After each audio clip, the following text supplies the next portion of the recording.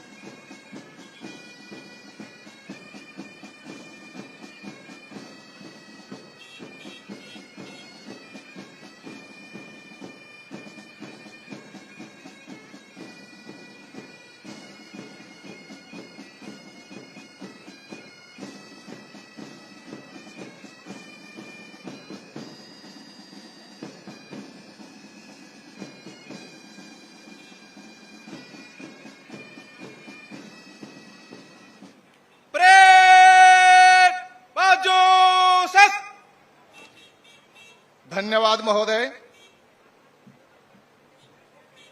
प्रांत के सभी नागरिकों की ओर से माननीय मुख्यमंत्री महोदय परेड का निरीक्षण करेंगे। निरीक्षण वाहिनी तैयार। Commanding officer Lokesh Kumar IPS आगे बढ़कर महोदय को परेड निरीक्षण हेतु सादर आमंत्रित करते हुए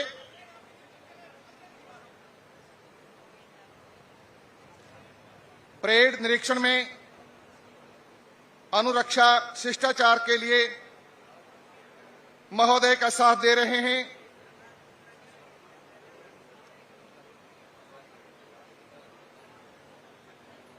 कौन है साथ में?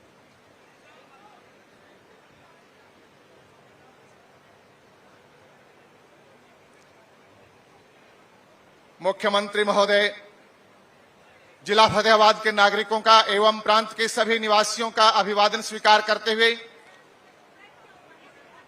Commanding officer Lokesh Kumar IPS अपनी समस्त प्लाटून का निरीक्षण करवाने के लिए साथ में अनुरक्षा शिष्टाचार में श्री आलोक राय जी एडीजीपी वाहिनी पर साथ में सवार महोदय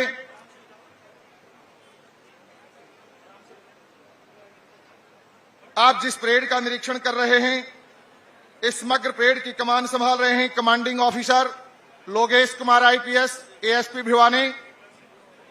ये जो प्रथम स्थान पर प्लाटून है यह आर्म्ड पुलिस हरियाणा के जिसका नेतृत्व कर रहे हैं पीएसआई रवि कुमार और ये टुकड़ी है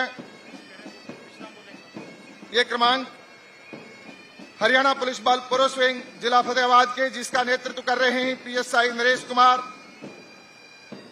और ये टुकड़ी है महिला पुलिस बल दुर्गा शक्ति की कमान संभाल रही है पीएसआई नरेश कुमारी और ये जिला महिला पुलिस बल के टुकड़े का नेतृत्व कर रही है पीएसआई रेखा रानी। सैनिक स्कूल खाराखेड़ी की प्लाटून का नेतृत्व कर रहे हैं कैडेट ऋषिकेश राज। रॉयल इंटरनेशनल रेजिडेंशियल स्कूल के 3rd बटालियन एनसीसी हरियाणा के इस प्लाटून को कमान दे रहे हैं कुमार रोहित और ये प्लाटून है उत्तराखंड पुलिस बल के एसआई मोहन चंद के नेतृत्व में और ये प्लाटून है आर्म्ड पुलिस के जिसको कमान दे रहे हैं नरेश कुमार और ये है हरियाणा पुलिस कल का बैंड दल जिसका नेतृत्व उमेश सिंह कर रहे हैं। परेड निरीक्षण संपन्नता की ओर।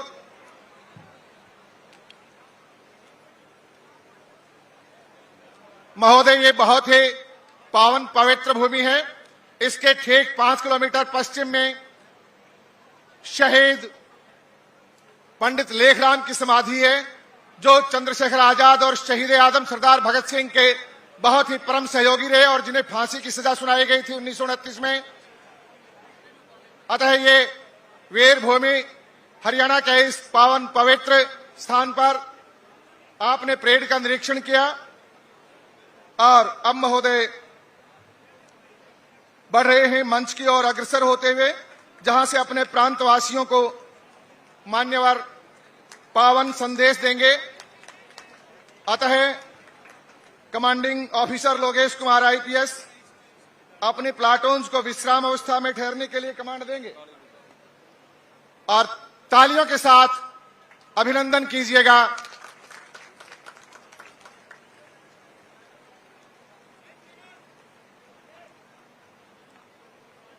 Commanding officer Lokesh Kumar APS अपने प्लाटून्स को विश्राम अवस्था में ठहरने के लिए कमांड देने के लिए आगे बढ़े और जो है विश्राम अवस्था में कमांड दी जाएगी, माननीय मुख्यमंत्री महोदय से हम नागरिकों की अपील कि वे अपना पावन संदेश दें। माननीय मुख्यमंत्री महोदय।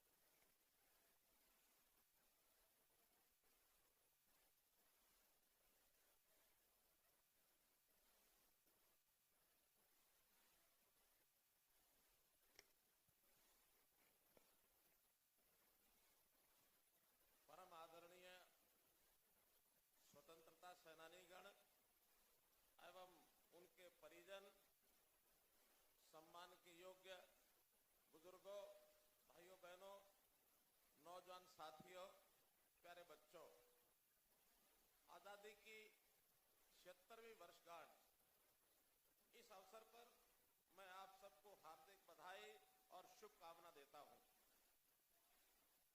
दिन रात देश की सरहदों की निगरानी करने वाले जवानों को मैं स्वतंत्रता दिवस की विशेष रूप से बधाई देता हूं।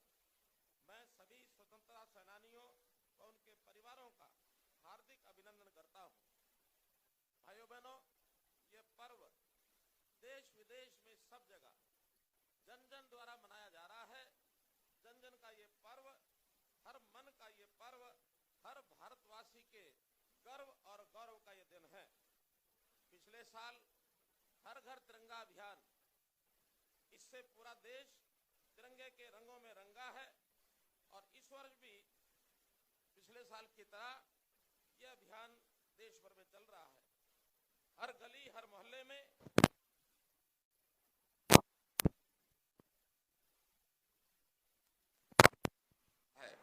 इस शुभ दिन के लिए मैं अपने महान स्वतंत्रता सेनानियों के प्रति कृतज्ञता व्यक्त करता हूं।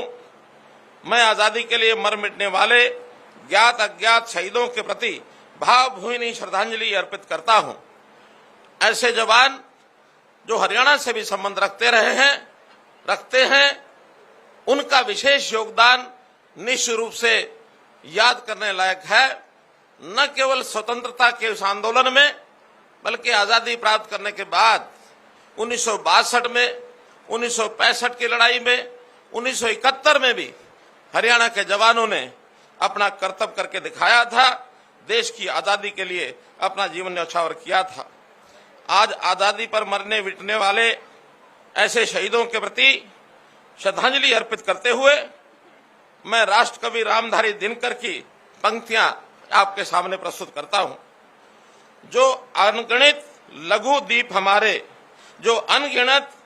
द्वीप हमारे तूफानों में एक किनारे, जल जलाकर बुझ गए किसी दिन, मांगा नहीं स्नेह मुंह खोल, कलम आज उनकी जय बोल, कलम आज उनकी जय बोल। प्रिय प्रदेशवासियों, आजादी का ये पावन पर्व जश्न मनाने जैसा है। निश्चित रूप से हम वर्षों से जश्न मना रहे हैं, लेकिन इसके साथ एक बात भी हमको ध्यान रखनी चाहिए कि आजादी के पूर्व देश का विभाजन हुआ। उस दिन को याद करने का पहले किसी भी सरकार ने ऐसा सोचा नहीं। देश के प्रधानमंत्री ने 15 अगस्त 2021 को लाल किला की प्राचीर से ये आह्वान किया कि जो लोग देश को आजाद कराने में और इस देश के विभाजन के अवसर पर लाखों लोग शहीद हुए, उनकी स्मृति में हमें विभाजन विभीषिका दिवस 14 अगस्त को मनाना चाहिए। कल देश भर में इनको भी उस नाते से याद किया गया। भाइयों बहनों, अपने देश के प्रति लगाव देशभक्ति की भावना, इस नाते से अनेक कार्यक्रम देश में किए जा रहे हैं। मेरी माटी मेरा देश, इस प्रकार के कार्यक्रम के माध्यम से गांव-गांव में उन वीर जवानों को जिन्होंने शहादत दी, गौरव पट पर शिलालेख उनके नाम ये लिखे जा रहे हैं। देश की आजादी के बाद इस देश में बहुत से बदलाव आए हैं। प्रधानमंत्री जी ने ऐसे कठिन कार्य जो करने बड़े चुनौतीपूर्ण थे, उनको एक चुटकी में करके दिखाया है। चाहे कश्मीर में धारा 370 को हटाना हो, 35A को हटाना हो, अथवा भगवान श्री रामचंद्र जी का मंदिर अयोध्या में बनाना हो, ऐसे बहुत से काम प्रधानमंत्री जी ने किए हैं। सैनिकों के हित में वन रैंक वन पेंशन, इसकी घोषणा की गई, जिससे सैनिकों का एक प्रकार से सम्मान और अधिक बढ़ा है। हम लोगों ने नेशनल एजुकेशन पॉलिसी जो 2030 तक लागू करने की बात कही गई है, हरियाणा में हमने उसको 2025 तक ये लागू करने की बात कही है। देश के प्रधानमंत्री जी के नेतृत्व में देश की सुरक्षा के नाते से कई और कदम उठाए गए हैं, चाहे उसमें सर्जिकल स्ट्राइक की बात करें और चाहे उसमें हमारे गांव की सुरक्षा की बात करें, चाहे समाज जीवन को स्वच्छ करने के नाते से नशा विरोधी इस प्रकार की मुहिम चलाने की बात की गई, और समाज में लिंग संतुलन के नाते से बेटी बचाओ बेटी पढ़ाओ का अभियान लागू किया गया। स्वच्छता ये अभियान भी देश में चलाया गया। देश की आजादी का अपना एक इतिहास हम सबको मालूम है। हम जानते हैं कि इस देश की आजादी ये हमें वास्तव में मिली नहीं है, ये हमारे जवानों ने एक प्रकार से अंग्रेज से ली है, अपनी शहादत देकर के ली है। इसलिए इस आजादी के लिए जो कुर्बानियां हुई, उस कुर्बानी का पहला जो अगर कोई उदाहरण मिलता है तो 18 मई 1957 अंबाला की धरती पर मिलता है। तो इसलिए हरियाणा का अपना एक योगदान, महत्वपूर्ण योगदान है। ऐसे शहीदों की याद में शहीदी स्मारक, एक बहुत बड़ा स्मृति स्मारक लगभग 25 एकड़ पर अंबाला छावनी में ये बनाया जा रहा है। भाइयों बहनों, हमने हरियाणा में सैनिक अर्धसैनिक बलों का एक विभाग ये अलग से बनाया है, ताकि सैनिकों के जो परिवार हैं अथवा जो सेवानिवृत्त सैनिक हैं, उन सब की देखभाल की जा सके। उनके लिए भी बहुत सी ऐसी सुविधाएं ये हमने उसमें लागू की हैं। भाइयों बहनों, आज ये 77वां स्वतंत्रता दिवस है। मुझे एक प्रसन्नता इस बात की आपको बताते हुए कि मैंने भी आज ये 9वीं बार और ये स्वतंत्रता दिवस का ध्वजारोहण हरियाणा की धरती पर किया है। मैं इस अवसर पर विशेष आनंदित महसूस कर रहा हूं। भाइयों बहनों, हरियाणा के इस फतेहाबाद जिले के भी आसपास के लोगों का बहुत बड़ा योगदान रहा है। हमको मालूम है धांगड़ गांव के 14 ऐसे जवान इस स्वतंत्रता आंदोलन में अपने जीवन की उन्होंने आहुति दी है, तो उनको भी मैं विशेष तौर पर श्रद्धांजलि अर्पित करता हूं। आजादी के बाद भी हरियाणा का योगदान इस देश के विकास में अत्यधिक रहा है। चाहे यहाँ का किसान हो, चाहे यहाँ का जवान हो, हरियाणा की अपनी महती भूमिका रही है। देश की मात्र 2% आबादी हरियाणा की, 1.3% हमारा क्षेत्रफल, लेकिन जहां तक सेना की सेवा यानी देश की सेवा में सेना का प्रश्न है, इसमें हमारी 10% का योगदान ये हरियाणा ने दिया हुआ है। इसलिए मैं अपनी इस भूमि पर, हरियाणा की भूमि पर गर्व करता हूं। हमारी हरियाणा की भूमि एक गीता की भूमि है। कुरुक्षेत्र में महाभारत के समय भगवान कृष्ण ने जीवन जीने का सार इस प्रकार का गीता का संदेश दिया, और उसी के कारण से हरियाणा आज भी अपने सद्भाव, भाईचारा, शांति, प्रेम, प्यार, इसके लिए जाना जाता है। पिछले 9 वर्षों के कार्यकाल का मैं कहूं तो समाज एक स्वार्थपूर्ण वातावरण में यहाँ रह रहा है। हमने हरियाणा में एक ये नारा सन 2000 में दिया था कि हरियाणा के सब लोग भाईचारे से एक साथ मिलकर के रहेंगे। इसी प्रकार से हरियाणा के समाज के लोगों की सेवा करना ये मेरा धर्म है, और इस धर्म के नाते से बहुत से हमने काम ऐसे किए हैं जिन कामों को लेकर के आज इस समय पर आपको याद कराना आवश्यक है। बहुत से सिस्टमेटिक चेंजेस, व्यवस्था में बदलाव ये हमने किए हैं। व्यवस्था बदलाव को स्वीकार करना थोड़ा कठिन कार्य होता है, लेकिन फिर भी हरियाणा की जनता ने उसको स्वीकार किया है। और आज इस समय मैं दावा करता हूं कि हरियाणा की जनता को जो व्यवस्था में हमने बदलाव किए हैं उसका लाभ निरंतर वो आज प्राप्त कर रहे हैं। आज हमने पंडित दीनदयाल जी उपाध्याय के बताए रास्ते अंत्योदय के भाव से हमने काम करना शुरू किया है। ये अंत्योदय के नाते से हम हर व्यक्ति को लाभ पहुंचाने का, खास करके गरीब आदमी को लाभ पहुंचाने का जो बीड़ा उठाया है इसको पूरा कर रहे हैं। पिछली सरकारें गरीबी हटाओ ये नारा हर समय दिया करते थे, लेकिन बड़ा कष्ट है इस बात को सोच करके कि कभी गरीबी हटाने का काम उन्होंने नहीं किया। हमने सारे समाज के सब परिवारों की फैमिली आईडी बनाकर एक एक व्यक्ति की, एक एक परिवार की पहचान की है। जो गरीब परिवार है उसके लिए सरकार ने विशेष योजनाएं बनाई है और उसके नाते से ये जो अमृत काल चल रहा है 25 वर्ष का, इस अमृत काल में हरियाणा ने लोगों के जीवन को आसान किया है। हमने इस अमृत काल में 12.5 लाख नए राशन कार्ड बनाए हैं। 2010 के बाद अगर राशन कार्ड बने हैं तो 12.5 लाख एक साथ ये हमने हरियाणा में बनाए हैं। इस अमृत काल में हमने घर बैठे लोगों को 60 वर्ष की आयु के होने पर उनको घर बैठे पेंशन मुहैया कराई है। किसी को न दरखास्त देनी पड़ी है, न दस्तावेज देने पड़ते हैं, न दफ्तर जाना पड़ता है, घर बैठे उनको पेंशन मिलती है। भाइयों बहनों, इस काल में लगभग 50,000 लोगों को, जो गरीब लोग हैं, उनको काम करने के लिए ये लोन दिलवाने की व्यवस्था हमने की है। इस अमृत काल में 29 लाख लोगों को आयुष्मान भारत और चिरायु हरियाणा का लाभ अभी कल तक हम दे रहे थे। आज से एक नई योजना लागू की है जिसमें 1,80,000 से लेकर 3 लाख रुपए तक की आय वाले परिवारों को भी मात्र आधा प्रीमियम 1,500 रुपया वार्षिक देकर के उनकी रजिस्ट्रेशन आज से खोली है। उनको भी 5 लाख रुपए का लाभ उसी प्रकार से मिलेगा।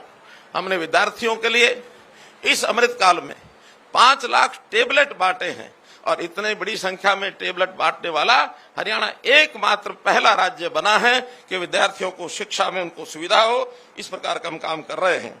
इस अमृत काल में हमने हरियाणा के अंदर इंफ्रास्ट्रक्चर के नाते, विकास के नाते 20,000 करोड़ रुपए के प्रोजेक्ट या तो शिलान्यास किए हैं या हमने उसका उद्घाटन किया है। इंफ्रास्ट्रक्चर में देश के अंदर प्रथम स्थान पाने वाला हरियाणा, इसका कोई भी जिला दूसरे जिले के साथ नेशनल हाईवे के साथ जुड़ा है और बहुत बड़े जो हाईवेज बन रहे हैं उन हाईवेज के आधार पर इस देश की आर्थिक प्रगति, यहाँ उद्योग लगेगा, लोगों को रोजगार मिलेगा। इस आशा के साथ इन्वेस्टर्स बहुत बड़ी संख्या में हरियाणा में आ रहे हैं। वैसे वर्तमान में भी हरियाणा की आर्थिक स्थिति एक अच्छी आर्थिक स्थिति ऐसी मानी जाती है। हमारी अर्थव्यवस्था मजबूत है। हम 2 आंकड़ों में, डबल डिजिट में हमारी आर्थिक व्यवस्था की जो बढ़ोतरी हो रही है हर वर्ष, ये देश की अर्थव्यवस्था जो बढ़ रही है उससे कहीं ज्यादा है। हमारे यहाँ पर कैपिटा इनकम जो 2014 में 1,38,000 थी, अभी इस समय 2023 में ये बढ़ करके 2,97,000 रुपए प्रति वर्ष ये मित्रों हो गई है। हमने इसी प्रकार से जो जनता के साथ बदलाव करने के लिए और जनता के साथ सीधा संपर्क लाने के लिए जितने पोर्टल बनाए हैं, उन पोर्टल की आलोचना बहुत हो रही है, लेकिन भाइयों बहनों, ये पोर्टल ही हैं जिसके माध्यम से किसान फसल बेचने के बाद पैसा सीधा उसके अकाउंट में जाता है। 50,000 करोड़ रुपया और हमने उनके अकाउंट में भेजा है। बुढ़ापा पेंशन, ये इसी प्रकार का ये जो पोर्टल का ही कमाल है कि उसके खाते में सीधा 2750 रुपया और बैंक में जाता है। अन्यथा उस पैसे में चोरी करने वाले लोग या जो लोग मृत्यु हो गई जिनकी, उनका पैसा खाने वाले एजेंट ये भी मिलते थे। अब वो सब चीजें बंद हो गई हैं। बिचौलिया व्यवस्था को हमने खत्म कर दी है। चाहे ऑनलाइन ट्रांसफर हो, चाहे हमारी भर्ती का विषय हो, सभी चीजें हमने ऑनलाइन सिस्टम से मेरिट के आधार पर की है। पिछले 8 वर्षों में हमने ऐसे 1,10,000 युवकों को और नौकरी दी है बिना खर्ची, बिना पर्ची के। इस युग को एक परिवर्तन का युग ऐसा हरियाणा के लोग और ये जानते हैं। व्यवस्थाएं घर तक पहुंचती हैं, जीवन उनका सुखी होता है। एक गरीब आदमी, इसकी बहुत बड़ी चाहत होती है उसकी सारी तकलीफें जो है उसको समाप्त किया जाए। ई गवर्नेंस के माध्यम से, सीएम विंडो के माध्यम से, जहां लोगों का जीवन आसान हुआ है, वहां भ्रष्टाचार के ऊपर भी लगाम हमने लगाई है। आज जो भ्रष्टाचारी लोग बहुत तरह के सिस्टम खोजे हुए थे, अब वो सब परेशान हो गए हैं, सब बेरोजगार हो गए हैं और इसी के कारण से उनके आका इस बेरोजगारी का जो आंकड़ा है वो निरंतर बढ़ा बढ़ा के बताते हैं, क्योंकि उनके सब चहेते, उनके निकट रहने वाले लोग उनके कान भरते हैं बेरोजगारी बहुत हो गई है। वरना हमारे यहाँ काम करने की क्षमता रखने वाले हर व्यक्ति को, चाहे सरकारी नौकरी, चाहे प्राइवेट नौकरी, चाहे उसका स्वयं का रोजगार, इसके करने के अवसर ये हमको दे रहे हैं। गरीबों को सरकारी नौकरी में 5 अतिरिक्त अंक ये देने की व्यवस्था भी हमने की है, और इसके लिए बहुत से गरीब परिवार जिनके घर में एक भी नौकरी नहीं है, ऐसे लोगों को भी प्राथमिकता ये दी जाती है। बच्चों की पढ़ाई के लिए हमने एक चिराग योजना शुरू की है, जिसके अंदर गरीब परिवार के बच्चे यदि सरकारी स्कूल की बजाय प्राइवेट स्कूल में बच्चों को पढ़ाना चाहते हैं तो उनकी फीस ये सरकार अदा करेगी। मित्रों, भाई बहनों, इसलिए ये सब विषय हमने लागू किए हैं। जहां तक पेंशन की बात है, पेंशन के नाते से गरीब परिवार को तो पेंशन मिलती है। हमारी बहनें जो विधवा हो गई उनको पेंशन मिलती है, लेकिन एक मांग बहुत दिनों से उठ रही थी कि ऐसे पुरुष जिनकी पत्नी का देहांत हो गया उनकी भी कुछ मदद करनी चाहिए। हमने सोच विचार करके ऐसे जो हमारे विडोवर हैं, जिनको विधुर कहते हैं, ऐसे 40 साल से ऊपर के सब विधुर, इनके लिए भी पेंशन देनी शुरू की है। जो व्यक्ति किसी कारण से अविवाहित रह जाता है, पुरुष है अथवा महिला है, 45 साल की आयु के बाद उसको भी पेंशन का हकदार बनाया है, ताकि वो भी समाज में अपना सम्मानित जीवन ये जी सके। हमने किसानों के सिस्टम को ठीक करने के लिए मेरी फसल मेरा ब्यौरा ये एक पोर्टल बनाया है, जिसमें से हर किसान बता देता है कि मैंने कितनी जमीन पर कौन सी फसल बुआई की है, ताकि उस फसल की खरीद के समय किसी प्रकार की कठिनाई उनको ना आए। इसी प्रकार कल को कोई खराबा हो जाता है, उसको भी हम उसके माध्यम से भावांतर भरपाई योजना अथवा अन्य मुआवजा ये उसको दे सकते हैं। भाव यदि कम मिलता है तो भावांतर भरपाई योजना हमने फसलों के लिए, फलों के लिए, बाजरा के लिए, सूरजमुखी के लिए कई फसलों पर लागू किया है, और इस योजना से किसान जो है बहुत प्रसन्न है। इसी प्रकार हमने किसानों के लाभ के लिए जहां डीबीटी का पैसा उनको भेजते हैं, वहां पर भावांतर भरपाई योजना के साथ, मुआवजे के साथ मेरा पानी मेरी विरासत, इसमें भी 7,000 रुपया प्रति एकड़ किसान को दिया जाता है। डायरेक्ट सीडिंग ऑफ राइस, इसमें भी 4,000 रुपया प्रति एकड़ किसान को ये दिया जाता है। किसान यदि फर्द मांग की इच्छा करता है, उसकी फर्द की आवश्यकता होती है, एक क्लिक में सीएससी पर जाकर और अपनी उस फर्द जो है वो ले सकता है, जिसको लेने के लिए उसको महीने ये लगते थे। जैविक खेती को बढ़ावा देने के लिए हमने इसमें भी बहुत सी योजनाएं बनाई हैं, खास करके जो हमारा जो नैनो छिड़काव, ड्रोन का सर्वे, सॉइल हेल्थ कार्ड, और इस प्रकार का जो हमारा केमिकल खादों से दूर रह करके अगर वो जैविक खेती पर आता है तो गाय पालने के लिए अनुदान, ये सब चीजें उनके लिए हमने की हैं। जहां तक उद्योग का विषय है, मित्रों, उद्योग के नाते भी हमारे यहाँ उद्योग के लिए एक जो कार्यक्रम चला हमारा, जो हमारा ease of doing business, ease of doing business में भी हरियाणा जो है वो तीसरे रैंक पर आ गया देश में। इसलिए इन्वेस्टर्स, जो निवेशक हैं, उद्योगपति हैं, उनका उद्योग करने का मन हरियाणा में बाकी प्रदेशों की तुलना में हरियाणा उसको प्रथम पहल, प्रथम चॉइस ये उसकी बन गई है, जिसके कारण से पिछले इस कार्यकाल में 50,000 से ज्यादा लघु उद्योग वो हरियाणा में लगे हैं। बड़े उद्योग, मारुति जैसे उद्योग भी, जिनकी चर्चा हमेशा रहती है कि हरियाणा को छोड़कर कहीं जा सकते हैं, उनको भी अभी उन्होंने हमारा 1,000 एकड़ जमीन के ऊपर लगभग 20,000 करोड़ रुपए की लागत से नया प्लांट वो लगाने जा रहे हैं। तो मित्रों, ये सब बातें मैं इसलिए आपको बता रहा हूं कि हरियाणा की प्रगति पिछले 8 साल में जितनी हुई है, 9 साल में जितनी हुई है, ये पहले कभी नहीं हुई। हमने इन 9 सालों में हरियाणा के कांग्रेस के 10 साल के कार्यकाल की तुलना में विकास के काम डबल किए हैं और खर्चा उससे आधा किया है। करप्शन को दूर करते हुए इस आधे खर्चे में डबल काम करने का हमारा जो विषय है वो मैं आपके सामने रख रहा हूं। भाइयों बहनों, एक नई योजना हमने बनाई। गरीब के परिवार में यदि किसी की मृत्यु हो जाती है और खास करके अगर कमाने वाला कोई व्यक्ति 25 साल से 45 साल के बीच का आयु का व्यक्ति कोई चला जाता है, कारण कुछ भी हो, उस गरीब परिवार को हमने 5 लाख रुपया नगद उसको अनुदान एक प्रकार से देने की बात की है, ताकि उसके परिवार का गुजारा वो ठीक से हो सके। ऐसा भी हमने किया है।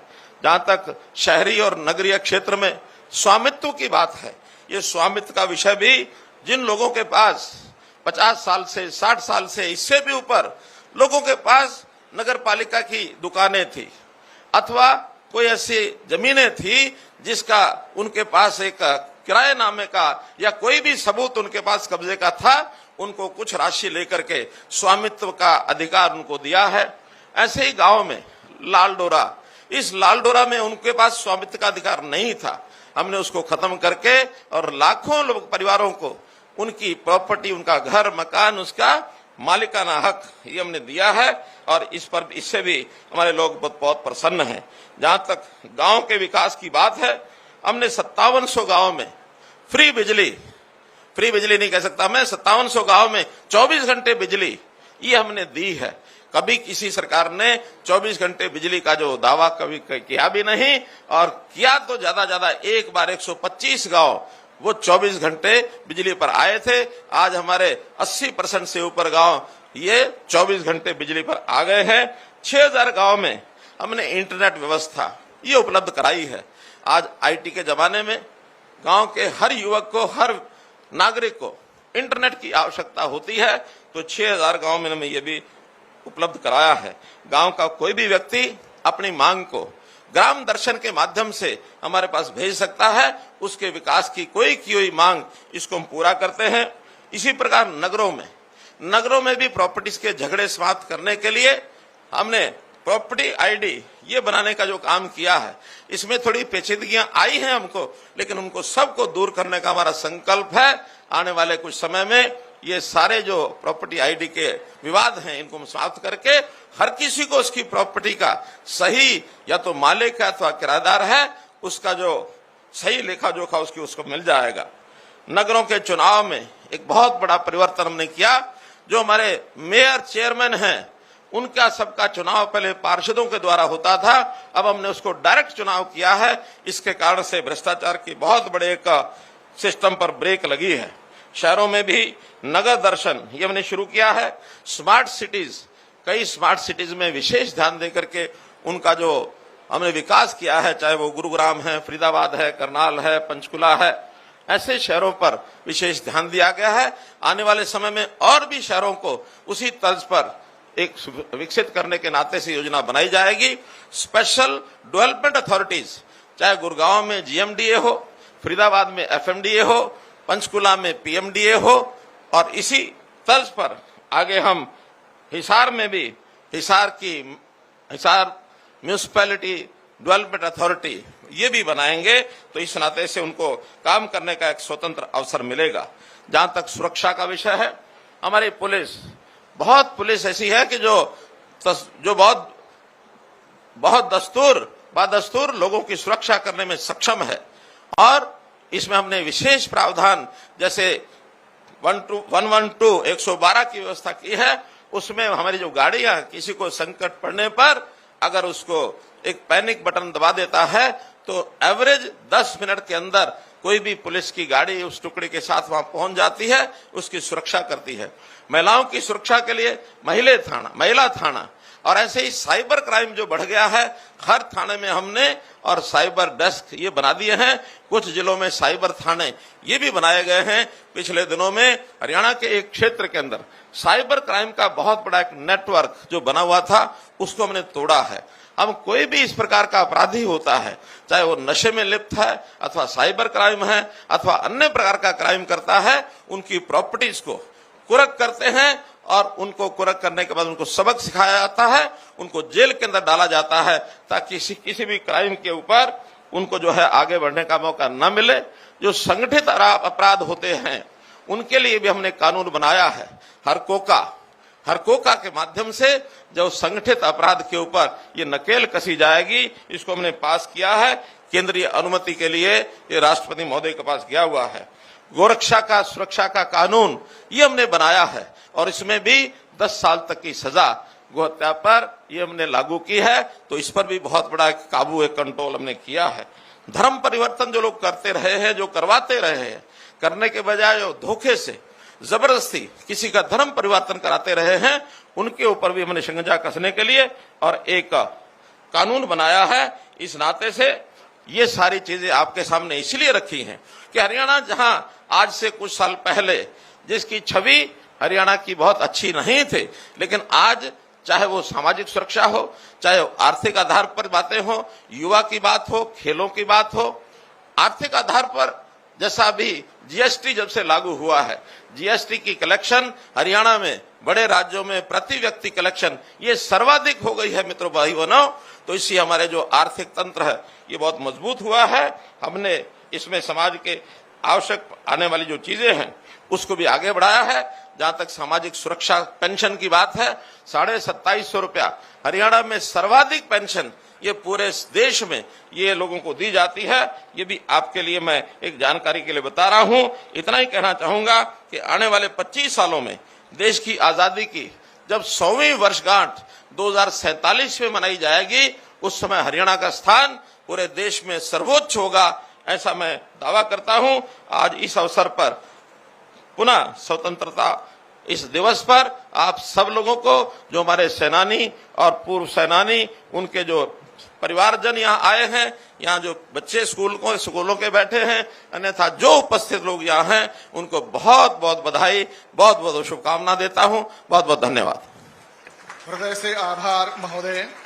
आपके संबोधन में वर्तमान विकास के साथ आगामी चहुमुखी समृद्धि की स्पष्ट झलक दिखाई देती है। अब मार्च पास्ट के लिए टुकड़ियां तैयार।